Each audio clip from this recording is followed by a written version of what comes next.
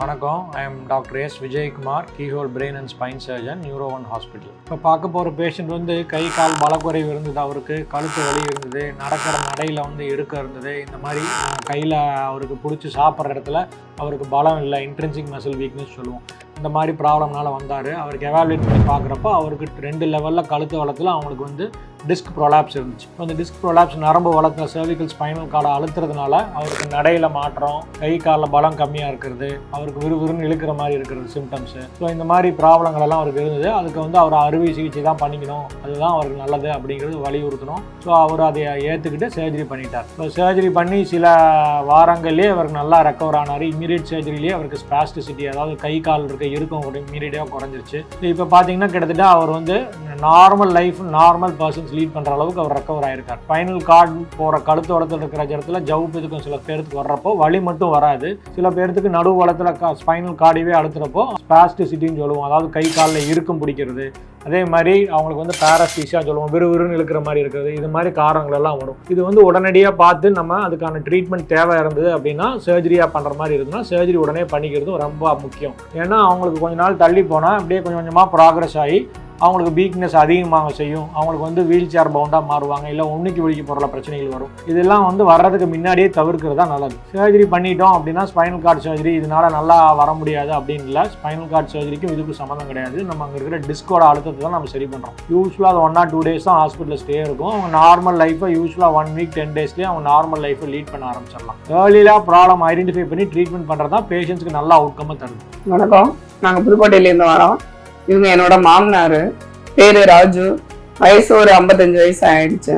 நாங்க வந்து மண் தொழில் செய்யறவங்க. 2020 இருந்து வயிறுல கோளாறு வந்துச்சு. அடுத்து யூரின் பிரச்சனை வந்துச்சு. அதுக்கப்புறம் நாங்க நார்மலா லோக்கல்ல உள்ளதை பாத்துக்கிட்டு இருந்தோம். பட் அதுக்கடுத்து என்ன ஆயிடுச்சுன்னா கை காலெல்லாம் நடக்க முடியல.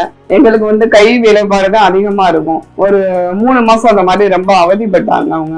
அதுக்கப்புறம் எங்களுக்கு தெரிஞ்சவங்களை வச்சு நாங்க என்ன ட்ரீட்மெண்ட் எடுக்கலாம் எங்களுக்கு எதுவும் தெரியல. நாங்க ஒரு கிராமம் தான், புதுக்கோட்டைக்கு பக்கத்துல. எங்க பாக்கலாம்னு நாங்க அவங்கள்ட்ட கேட்டோம். அவங்க சொன்னாங்க, இந்த மாதிரி திருச்சியில நீரோவனுக்கு கூட்டிட்டு போவோம், அங்க நல்லா இருக்கும், நல்லா இருக்கு ட்ரீட்மெண்ட், அங்க போய் ஒரு ட்ரிப்பு செக் பண்ணி பார்க்கலாம் அப்படின்னு சொன்னாங்க. அதனால நாங்க இங்க அழைச்சிக்கிட்டு வந்தோம். இங்க உள்ள பாக்கையில ஃபர்ஸ்ட் நாங்க அருணா ரமணி மேம் தான் பார்த்தோம். அவங்க இருக்கிற பொசிஷனை பார்த்துட்டு டைரக்டா விஜயகுமார் சார் கிட்ட அனுப்பிச்சு விட்டாங்க. அப்புறம் அவங்க பார்த்துட்டு ஒரு 10 நாளைக்கு நம்ம மெடிசன் கொடுத்து பார்ப்போம் அப்படின்னா அவங்க ஒன்னொன்னா செக் பண்ணாங்க. என்ன அப்படிங்கறத அவங்க ஒன்னொன்னா சிடி ஸ்கேன் எடுத்தாங்க, எம்ஆர்ஐ ஸ்கேன் எடுத்தாங்க, பிளட் டெஸ்ட் எடுத்தாங்க, நீர் டெஸ்ட் எடுத்தாங்க, ஸ்கேன் எடுத்தாங்க. எல்லா வகையும் ஒண்ணு செக் பண்ணாங்க. 1 மாசத்துக்கு ஒரு கண்டினியூவா ஒரு மருந்து மாத்திரை இதெல்லாம் கொடுத்து டெஸ்ட் பண்ணி பார்த்தாங்க. அந்த இதுலயும் ஓரளவு கொஞ்சம் தான் ரெக்கவர் ஆச்சு. அதுக்கப்புறம் தான் அவங்க எம்ஆர்ஐ ஸ்கேன்ல தான் கண்டுபிடிச்சாங்க, இந்த மாதிரி அவங்களுக்கு முதுகு தண்டுவடத்துல கழுத்துக்கிட்ட இந்த இடத்துக்கிட்ட நரம்புல ஒரு சிறிய சதை அடைபட்டு இருக்கு. அதனாலதான் உங்களுக்கு இந்த மாதிரி இருக்கு. நம்ம ரெக்கவர் பண்ணிடலாம், ஒண்ணும் பயப்பட தேவையில்லை. முதுகு தண்டுவடத்துல செய்யறோம், நாளைக்கு ஏதாவது எந்திரிச்சு நடக்க முடியாதா, பேச முடியாதா, அவங்களால இயல்பா இருக்க முடியாதான்னு நீங்க கவலைப்பட வேண்டாம், நான் ரெக்கவர் பண்ணி தர்றேன் அப்படின்னு சார் எங்களுக்கு உத்தரவாதம் கொடுத்தாங்க. நாங்களும் சேர்த்தோம் நம்பிக்கையா.